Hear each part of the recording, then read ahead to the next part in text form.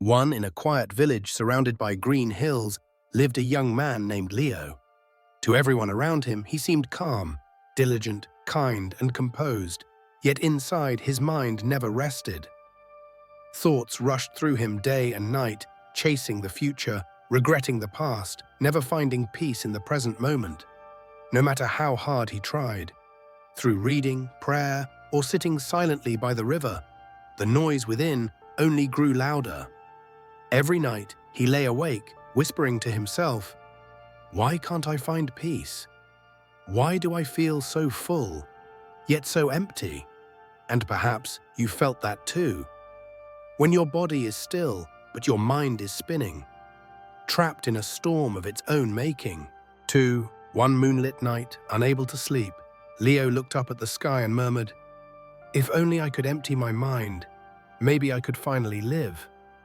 At dawn, he overheard two travelers at the village well speaking of a Zen master who lived high atop a distant mountain, a man said to have found perfect peace and clarity. Something inside Leo stirred, a spark of hope he hadn't felt in years. Without hesitation, he packed lightly, a piece of bread, a flask of water, and a quiet determination, and began his journey. He left without a word, not knowing that the path ahead would not only lead him to the mountain, but to the stillness that had been waiting within him all along. 3 days turned into nights as Leo climbed higher and higher into the mountains. The path was steep and unforgiving, carved by time and solitude. His legs ached, his breath came short, yet he pressed on, guided by a quiet flame of hope that refused to die. The higher he went, the thinner the air became, and the quieter the world grew. The chatter of his mind, once so loud, began to fade beneath the rhythm of his steps. For the first time, Leo noticed the stillness between his thoughts, small, delicate moments of silence that felt like peace whispering through the cracks of his soul. He didn't understand it yet, but the mountain was already teaching him. Sometimes the path to peace is not about finding something new, but shedding everything unnecessary along the way. The journey itself was beginning to transform him, not through words, but through the quiet weight of each step, each breath, each moment of surrender. After days of climbing, Leo finally reached the peak. Before him stood a simple temple surrounded by clouds, its courtyard bathed in golden light. There, seated on a stone bench, was the Zen master, still calm and radiant, as though the mountain itself breathed through him.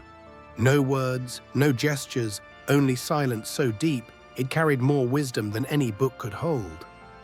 Leo bowed low, his heart pounding with reverence and longing. "Master," he said softly, "my mind is restless. I crave peace. Can you teach me how to empty it?"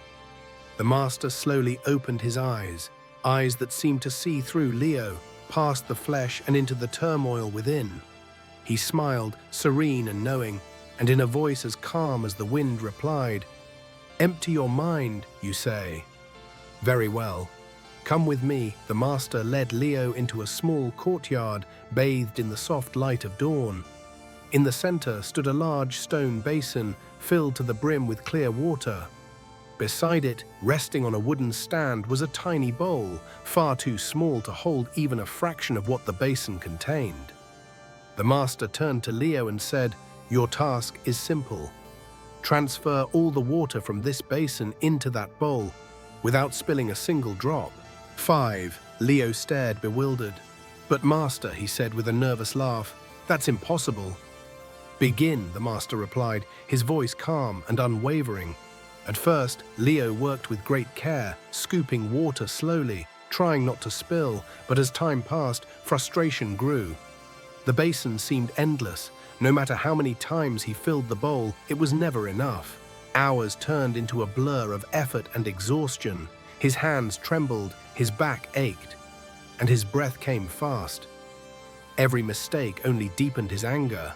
He clenched his teeth, muttering to himself, blaming the bowl, the task, the master, until his thoughts were louder than the sound of water itself. By midday, sweat and shame covered him. The basin still glimmered, full as when he had started. Defeated and small, Leo dropped the ladle and fell to his knees. "I can't," he whispered. "It's hopeless." The master, who had watched in silence the entire time, approached slowly. He placed a gentle hand on Leo's shoulder and said softly, "You are trying so hard to empty the basin, but you have not yet emptied your mind." Leo looked up, confused. "Empty my mind? How do I do that?"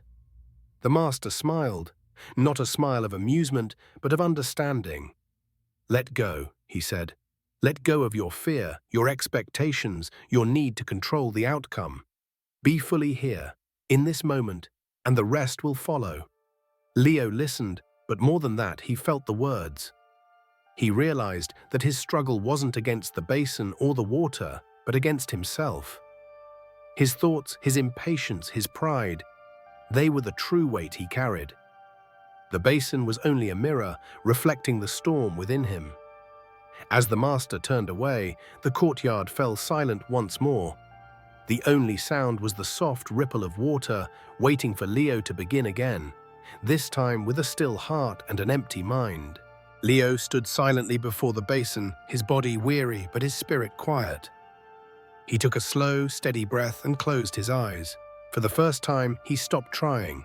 He no longer thought about success or failure, about right or wrong. He simply was. He felt the smooth texture of the ladle in his hand, the cool touch of the morning air on his skin, and the rhythm of his breath syncing with the sound of the water. His movements became slower, softer, almost effortless. The chatter in his mind faded into the background, and thoughts drifted past like clouds across a clear sky. Then something inside him shifted, subtle yet profound. The water began to flow naturally, each scoop gliding perfectly into the bowl without force or effort. The basin, once heavy with resistance, now emptied with ease. With each motion, Leo felt lighter, as though the weight of his restless thoughts was dissolving with the water.